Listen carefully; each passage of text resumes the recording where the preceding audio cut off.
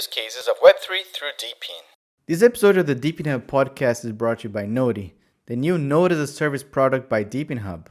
We've seen that 2025 is the opportunities of the node sales. There's a lot of projects with great opportunities, but to run a node is quite complicated. You need to understand Linux, technical terminology, servers, virtual servers, VPNs, VPS, a lot of complexities that you don't want to have to handle. And even if you do, you want to be able to sleep at night knowing that other people are taking care of that for you, right?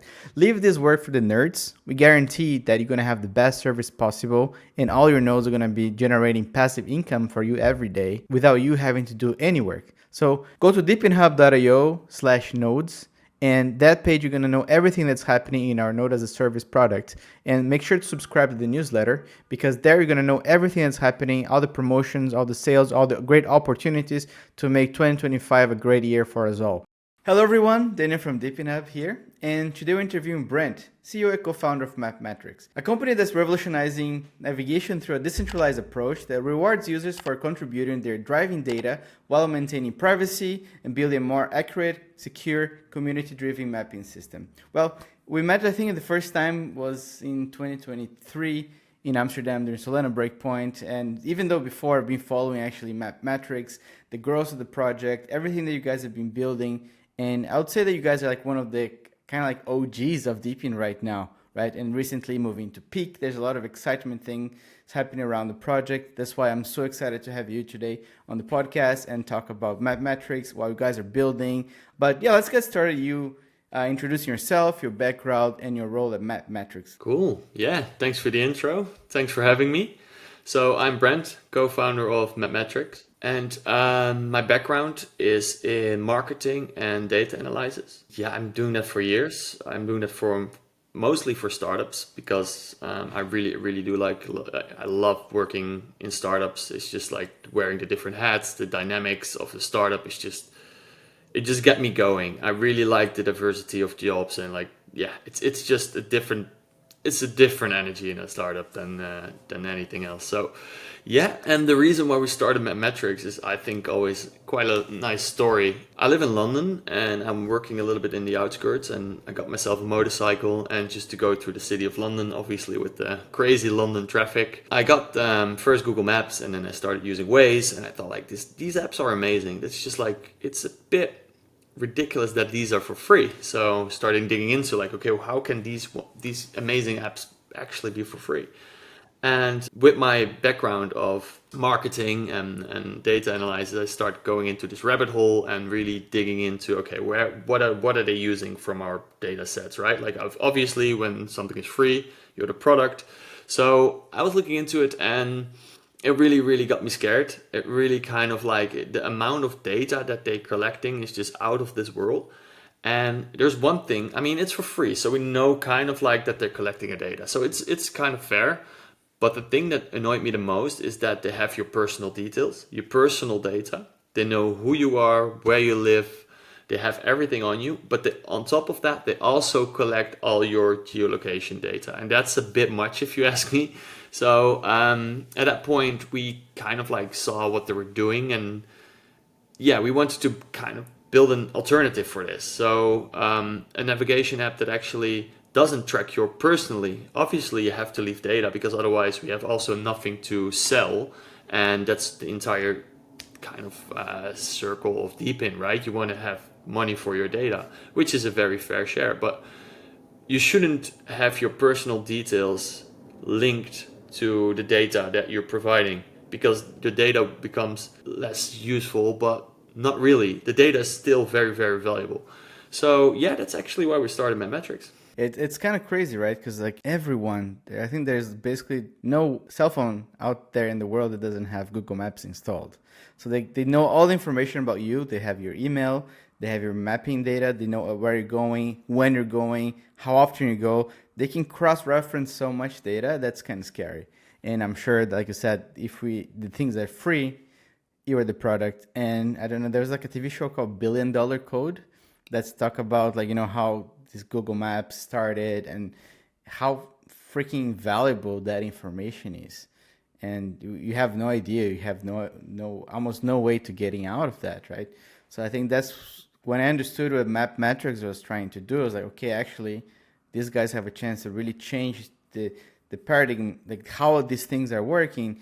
And you provide information, doesn't need to be cross-referenced with the user, like persona itself, but you also being part of the profits, right? I think that's the cool thing about the DePIN side. You help the map, and then I think similar to Waze. I think Waze is much more similar to MapMetrics in this sense. Like you see someone on the street, you mark there's a cop, you mark. Like you're always helping the network, but you don't get anything out of that, right? And I think is this something related to the concept of like drive to earn that you guys implemented? How does that work? Yeah, so it's a bit drive to earn, but we're kind of more map to earn, to be honest, because what we're first trying to do is we're building a navigation app because that's the basic layer that people understand how map metadata is collected, and also the interface is very interactive. So we started off with a navigation app so we can collect live traffic data and all the fun stuff, like the similar as Waze as you're mentioning it. They do a very fair bit at that. But again, you're not getting rewarded, which is weird because you're collecting actively data, live traffic data, which they are selling like like crazy, and you're getting nothing. You're not even the product. You're the employee because you're kind of providing them the data. So that's even more ridiculous. It's also not a surprise that Waze is now bought by Google. So in a way, they were onto something because Google, obviously, they love your data. Yeah, so what we're doing is we're building a navigation app. So we started off with traffic.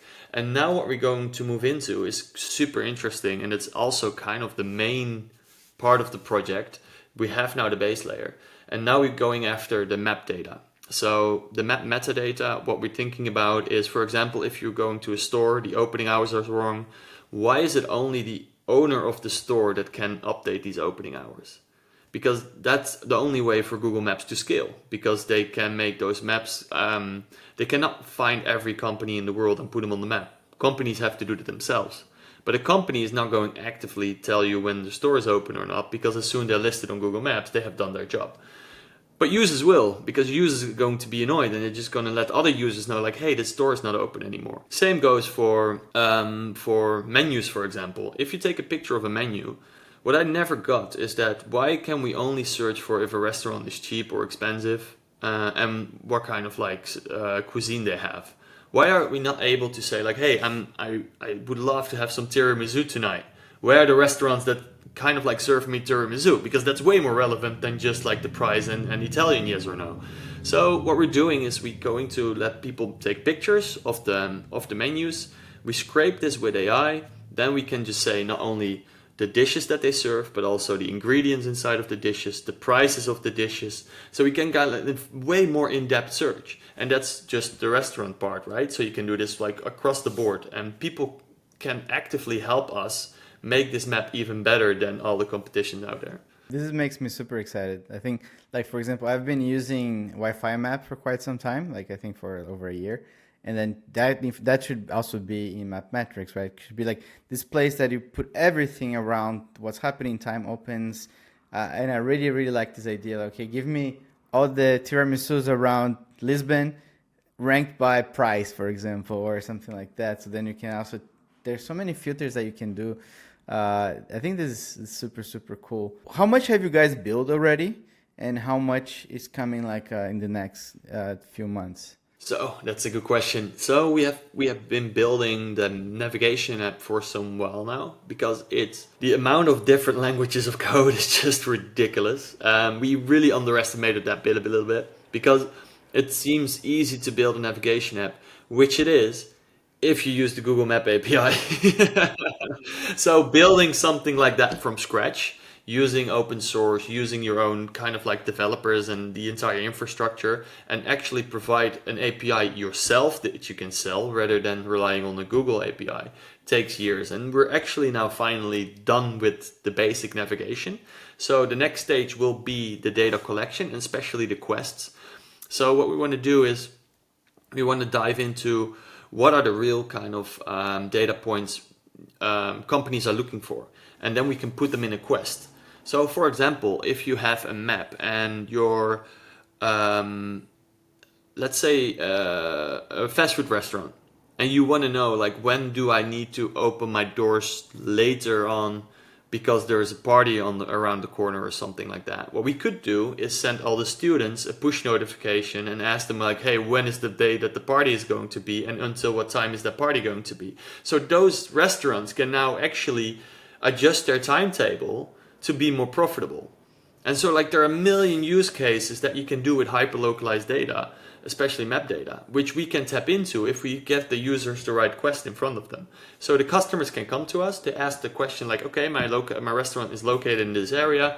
If you send those push notifications, those users can get paid for that data, while the restaurant is getting more paid because they're open longer. So the money of the restaurant in the end will just kind of like end up in the pockets of those students, which is a very fun way to think about it. Yeah, I know this is really cool. I didn't even think about all the use cases that you can have once you have hyper localized data in this sense, right?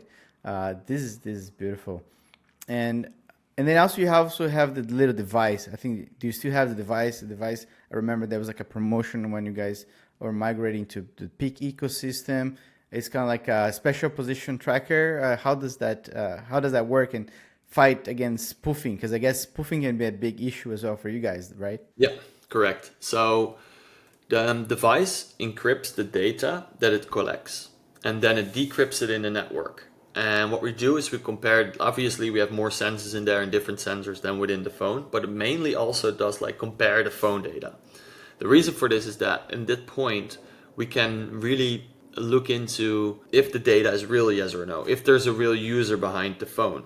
Because what we're now going to see in the era of AI, and we were thinking about this very early on already, because if you want to scale and the token becomes valuable, but the goal obviously in the end anyway, so you want to have a valuable token. I'm not quite sure how familiar you are with phone farms, but if you look at I think that the best example is X. Musk didn't want to buy Twitter because of all the bots. Now he kind of cleaned it up, but still there are tons of bots of there. There's so many bots doing whatever they are doing.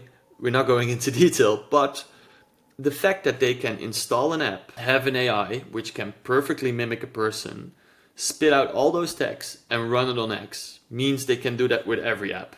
So any app on the world, they can just have a phone farm and they can just duplicate or replicate data that a normal human would provide. So there are twofold of issues here. So as soon you get those phone farms on your app because your token become valuable enough, then they will drain your liquidity because you have thousands of fake users sending you fake data. So, and the second problem is that fake data, because then you're collecting data that you want to sell, but nobody's going to buy it because your data is AI generated.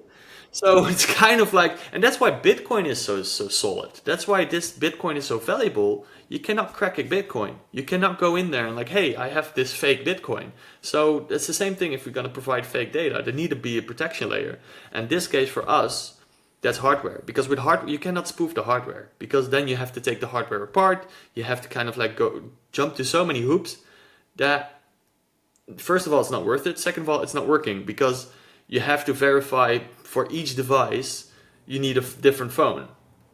So it's kind of impossible to spoof the system. And that's how we protect the liquidity to go to real users rather than a phone farm or whatever. Yeah, no, it's very frustrating, right? These people who just don't care about your project, don't care about the vision that you're doing, just want to try to extract as much liquidity as possible. And I think that the hardware is like a Sybil attack protection. And does the users who run those devices, they have an extra reward? How does it differentiate for someone to just have the phone? Yeah, so you can earn for free. So you need a free tier model because you want to make people excited about what you're doing. They need to get the infrastructure, they have to understand what you're building. But the free tier model will not be damaged by potential attack because we know that an SPT earns 20%, 20 times more than a free user. So that balances out whatever is happening. So that's a super big plus. On top of that, you will get more quests in the future as well.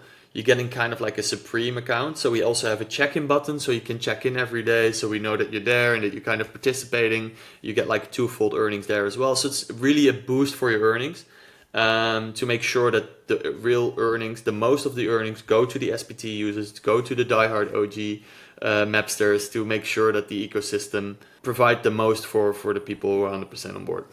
Yeah, I mean, you definitely want to reward the users actually providing the work and getting out of their houses, checking the things, uploading pictures of the menus. Because I think that I'll be one of those guys. Because like for example, Wi-Fi map, everywhere I go, I'm just always uploading the passwords. Because I've been actually using that when I travel around the world as well. First thing I do, like, okay, does this place have a Wi-Fi? And I will do the same thing with MapMetrics. And then you have the mmap token, right, on the MapMetrics. How does that usually rewards the users? Like, do I just get my phone and start providing content? Am I automatically going to start receiving some tokens for that? How does that usually work? Yeah, so for the free version, now you have to put them in navigation mode while driving. They get like free drops while you're driving. You see the coins going in the top corner of your app. You see it just going up. And then by the end of the trip, you see how much you've earned in XP and tokens as well. And then later on, when we have the quests in place, you're also getting just rewards for that.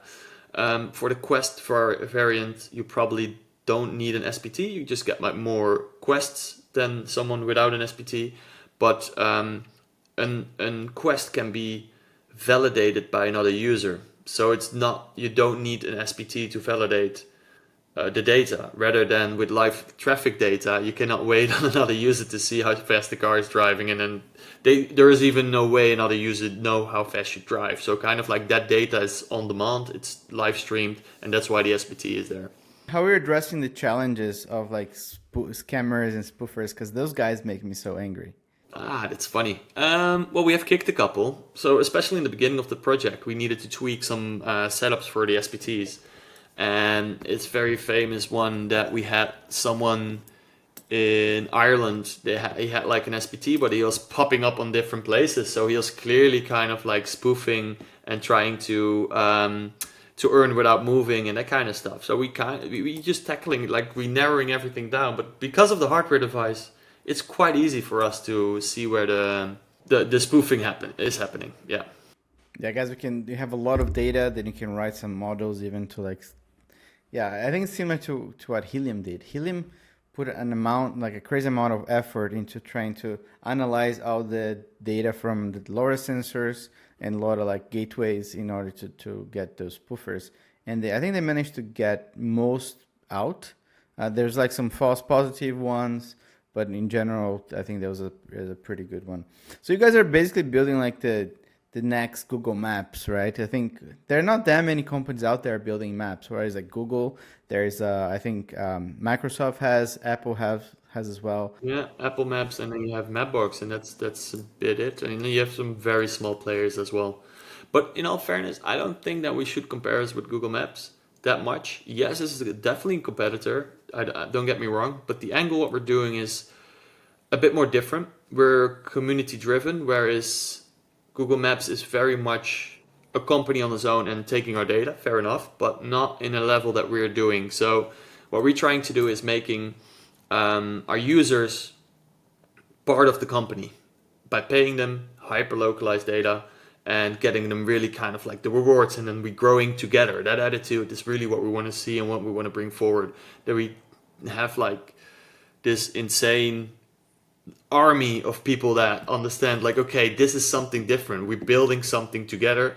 We're helping each other out because we're creating a better map and we're earning while doing it. We're just splitting the way, and you're more of a part of the whole ecosystem rather than your data is being tapped and we're selling the best map in the world. But yeah, for now, I mean, I have to say That's just the beginning, right? Because I think I really like this idea of community building and everybody going towards a goal. And I think like we're describing, like the tiramisu example, it's already something super exciting.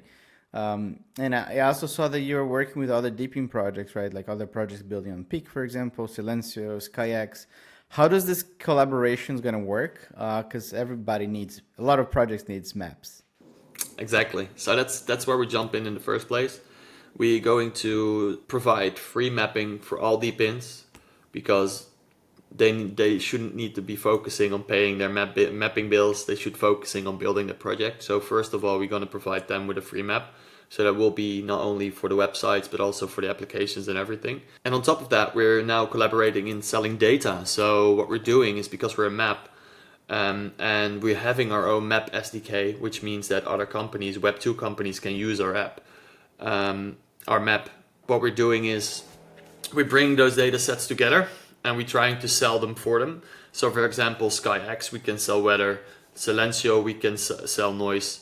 For ambient, we can sell their air quality data. So all those things combined, you're actually looking into a way more complete version of data selling rather than selling just one data set. You can layer those data sets on top of each other.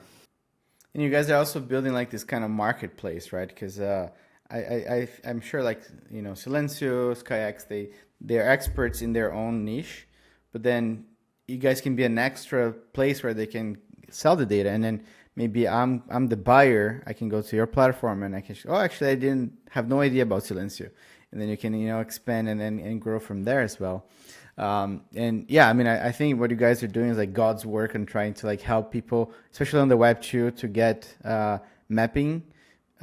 When we started like Hotspotty, I mean, there was a time that helium was crazy. We have like, I don't know, 100,000 users a day on DePIN Hub, on Hotspotty at the time. And at the end, our Mapbox bill was like 10K a month. If we had done that with Google Maps, it would be even more expensive.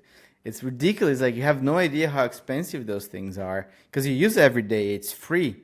But then you as a developer implement that in your website and then you're like, wow, this is really, really expensive. And if you start implementing, for example, search, right? Like location search, address search, that's very, very, very expensive. And so you guys are building that as well so other people can build on top and it's in a fraction of the cost, right? I think, is that it? Yeah, definitely. It's going to be way cheaper than Google. And as I mentioned before, crypto and DePIN projects are welcome to knock on our doors, and we will provide it for free because that's just what Web3 communities should do, like helping each other out. And for Web2, we already have our first customers coming in, so that's super exciting. They're just fed up with the Google Maps bills. And so, for example, a guy came to us with a handyman app. He's paying roughly $1,000 a month just for like. He has a lot of users, don't get me wrong, but it's just to showcase the map. It's just kind of like ridiculous. So we cutting the cost in half, and then we can half of that we can just provide to our users, so we can buy back the tokens and make the token more valuable. And this way, if the more users we get, the more startups we can help out with cheaper mapping. The more tokens we can buy back. So it's kind of like having more than just data to sell and really starting with a SaaS. It gives us a good advantage in the market to have like a steady income stream to buy back the tokens. So it will also result in a more stable tokenomics. That's what we're aiming for, at least. No, absolutely. I think that's something that I talk a lot about, right? Because like the DePIN projects, the crypto aspect is a piece of that. It's not shouldn't be the whole thing. And one question that I always ask the founders, and it's actually kind of like a red flag whenever the founder cannot answer this, is like you need to have money coming from outside of crypto into crypto. Like for example, you guys are gonna be charging Web2 companies for the map data, and that money a lot of times doesn't need to be 100%, but you need to use a portion of that money to actually buy back your token somehow and you increase the project. Otherwise, you don't have the famous like DePIN flywheel, right? That really is required for this thing to work on the long term. So I think what you guys are thinking in this sense, it's very correct. What was the most challenging thing of building MapMetrics so far? Because I know like mapping between A to B, like the turn by turn directions, and it's super complicated, no? Yes, it is. Yes, it is. I think indeed the biggest challenge was the app itself to build it because, in all honesty, when we started, we went so fast. We were growing so fast, and people were really loving the idea. So what we did, we outsourced the app development, which went terribly wrong, and that was kind of like one of those startups experiments, right? Like, so we were running the business, the hardware, everything was correct. But the web development we needed to outsource. We were going so fast, so didn't have time to first hire developers and then get them up to speed and whatever. So we went for the full tech agency, and they just delivered garbage. So kind of like the first app that we pushed was just a nightmare. And that's what happens if you kind of like growing too fast, too quick, and you have to handle all this stuff like at the same time, because we shouldn't forget, you're not only creating an app, but you have hardware that you have to connect with the app, and tokens need to be earned. So you need tokenomics as well, and like the entire infrastructure to set it up within a couple of months is just madness. And we did it, and that's why the app, we couldn't pay full attention. Unfortunately, that was not the best of experiences. So then we kind of like stopped the entire production, because we knew the project was good, because the traction was there, only we need a good execution. And now we're at the end, like, okay, we got like a full in-house development team, super dedicated, great, brilliant guys, but also finding those guys, good developers that are able to code in 8 different languages, because that's what we're talking about. We have native for iOS, we have Android, then you have Python, you have like the backend, C++ is even involved, like you're going, and that's really, really diehard. So having this all in place and having all those like stars that we have right now as coders, that was like the biggest challenge, getting the team together, understanding the goal. And now we kind of have a very solid app that really does the navigation well. You can earn very solidly. I believe that the feedback that we're getting from our users is that we have one of the most easy implemented DePINs, just connecting Bluetooth and that's it. So we kind of became from a very long way, and now it's super exciting to see how far we are. And now we're just starting to get into the fun stuff, to be fair. Because now like the whole AI and the adding data points and adding all the fun stuff to the map, now it's really starting. I mean, you guys building the base ground first, and that's so hard. I think I'm really happy to hear that you guys are managed to go through these issues, right? Because it's definitely complicated. I can just imagine the amount of things that you need to do. But now it's about building the data, right? Like have more users uploading pictures, locations. You know, I think that's exciting. I think that's when I'm going to go in, because it's easier now. But I think it's something that I definitely want to continue seeing you guys grow, continue to see the next steps, because hopefully in the future you can stop using Google Maps and just use MapMetrics. I think that's the goal, right? Because at least we're going to get something in return for that. What are the main like milestones that you guys want to achieve, 2025 and next couple of years? One is actually that we're achieving this month is a little bit, actually this month, getting our first customer on the map using really our maps. That's probably this month, early next month, and then we're going to full steam. We have an entire sales team ready to going full on Web2, selling our mapping. So that's kind of the first milestone, because that's a huge one. Because then we can compare ourselves. Literally, we providing a similar version from Google Maps. So that's epic. Next milestone is our AI. So we have twofold.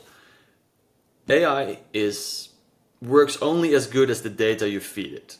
And that's why DePIN is so incredibly powerful and is becoming even more powerful with everybody's telling like AI is now taking over crypto, momentum is with AI, crypto is nothing anymore.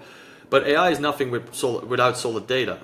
So DePIN has been there already for like the best use case for crypto to move into AI. Because the cool thing is that the hyperlocalized data that we can collect right now is user data that is very solid, and it's also verified. So we have real data to train real AI models, rather than AI generating their own data for another AI. So it's kind of like, so the more DePIN projects we have, the more real validated data we have, the better we can build our own AIs.